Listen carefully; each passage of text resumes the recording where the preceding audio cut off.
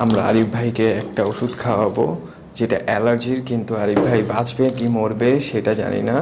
আরিফ ভাই আজকে proper ready. ভাই আপনার এক্সপিরিয়েন্স বলেন। আমার এক্সপিরিয়েন্স বলতে যদি অ্যালভিন ভাই আপনি জিজ্ঞেস করেন তো আমি মূলত বলবো এটি হচ্ছে খাওয়ার পর আমি আস্ত থাকবো তো দুনিয়াতে, আর যদি আমি চলে যাই তো আপনারা এটার জন্য মামলা করে দিবেন।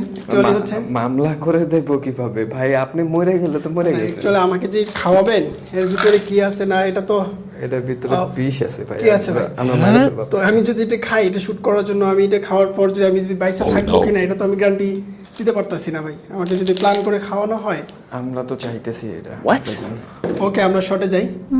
হ্যাঁ আপনি খান ভাই, খান। শট নিচ্ছেন? যাবো? হ্যাঁ হ্যাঁ হ্যাঁ হ্যাঁ হ্যাঁ হ্যাঁ দেখেন পানি ঠিক আছে? হ্যাঁ পানি ঠিক আছে। একটা খান তো, একটা খান তো।